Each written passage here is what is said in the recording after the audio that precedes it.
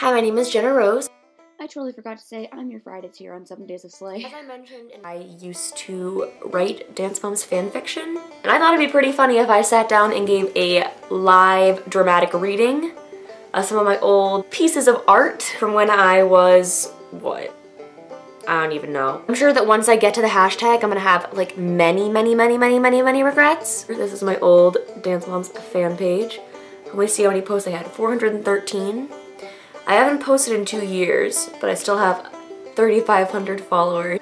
More followers than I'll ever have on my personal account, am I right? I'm gonna scroll down a bit. The recent ones aren't as cringy, although they're still quite cringy, because I was a freshman, I think. This is, I hate this so much. I hate this so much. I can't even read the old ones. I can't. This was called How to Ruin a Life in 10 Days. Let me show you the cover. Some sick editing, if you ask me. So you want to ruin a life? You've come to the right place. I have one question for you. Why? Poke and prod at this thought in your head.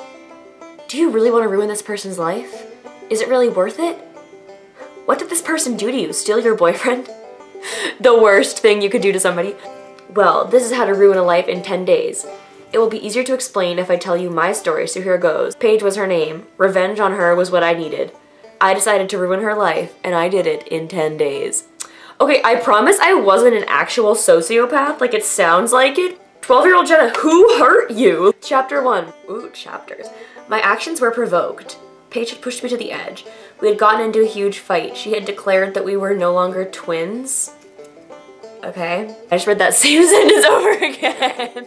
People took Paige's side because she was cooler, prettier, and pretty much everythinger. I lost a lot of friends. I also lost my temper. That day, as I sat alone at lunch, I opened up my purple notebook and clicked the tip of my pen. In my swirly girly handwriting, I had scrawled across the page, How to Ruin Paige's Life in 10 Days. Alright. Keeping it direct, to the point. She humiliated me over and over. She ditched me. She left me for the wolves. Who hurt you, Jenna? This is so bad. I'm gonna skip to the end. We can see what happens at the end. Tess. Okay, original character, taps on the microphone before she speaks. Okay, you think you all know Paige Highland? The crowd all just looks at each other. I see Paige shove her way to the front. When Tess finishes her little speech, I see Paige look up at the stage, her bottom lip quivering. Then she acts as if nothing had been happened. Nothing had been happened. When it comes time to announce homecoming queen, Nick squeezes my hand. Maddie looks at me hopefully and Tess does the same. Paige has been waiting to be queen since we were 5 years old and she's still assuming she'll get it. I win. Everyone cheers and Nick releases my hand as I head upstage to accept my unexpected crown. Tess gives me a thumbs up from the audience. I hate myself. I actually want to punch myself in the face. If you knew me, then you would know the #1 thing I don't care about in this entire world is like homecoming queen, homecoming king. I think that's the stupidest thing ever. And I hate that I wrote a whole fanfic based about that.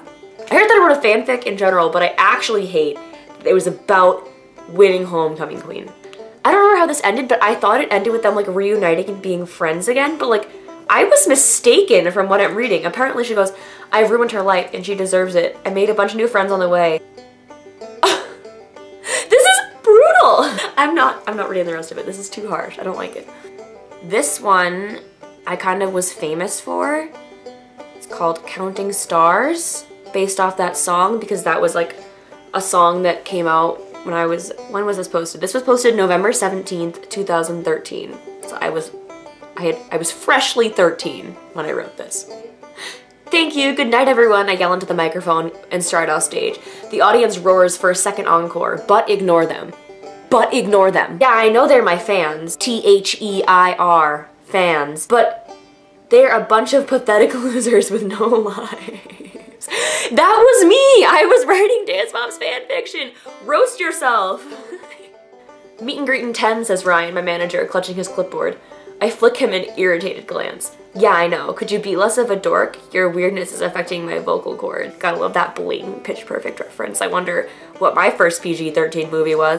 It was that one. Right. From what I remember about this, I'm pretty sure that like outside her concert, she meets a homeless boy. He's like rude to him and like brushes him off, and then he pretends to be rich and he like steals clothes from her line and she falls in love with the rich guy, but then she finds out he's homeless and then she accepts her love for him and then they run away together and she gives up her career.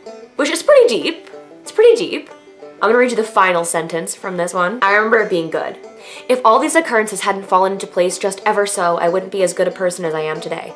Sometimes you have to lose everything to realize who really cares about you. Dude! Apparently I wrote 20 chapters in one day. I had no friends! As I got older, they got more like, the plot lines got like more serious. And like, some of these are actually good. Like looking back, like I was pretty proud of myself for writing some of these. So I'm not gonna read those ones because like I don't wanna hurt my past self that badly because don't really know if I can take that kind of a confidence hit. Teenage princess. I'll try to show you the cover. From the time the young princess was little, Chloe had known her future. She would take the throne after her mother's passing. Okay. She would inherit the family's money and power. Run-on sentence. The castle would eventually be hers as well. All of this sounded perfectly fine to Chloe, but she never really understood how tied down she really was. Okay. Oof, I groan, as my maid tugs harshly at the corset strings on the back of my dress. You have to look your best for the prince, Veronica, my mistress, lectures, binding the thin ties around her hands and manipulating my shapeless body into artificial curves. I take deep breath.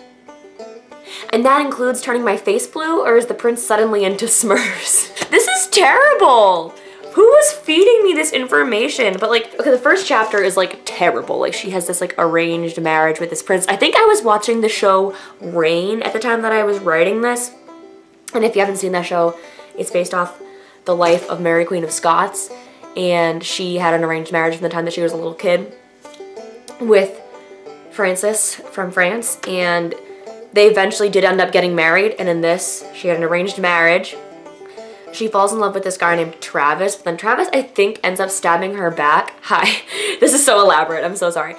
Travis ends up stabbing her back. I'm pretty sure she and the other guy, the prince, run away together. They like escape, like parkour, like jumping over castle walls and stuff. I think that's how it ends. They escape and they fall in love, I think. I don't know. I originally intended to like read these more in depth, but then I realized nobody ever wanted to read them, so why would they want to listen to me read them aloud? This is turning into a roast yourself video. I should have seen this coming. Ooh, this has been an amazing year and a half. What's that? I think this is when I was like, I'm gonna give up this fandom, I'm not gonna write anymore because like I'm a big deal, like because I'm too old for this, like ooh, and I was like, I'm not gonna write anymore.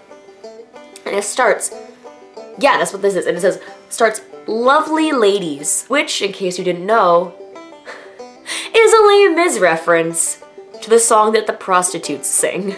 Oh my, look how far we've come. I remember when I first made this account, I never pictured up building this huge empire, being a person for others to look up to.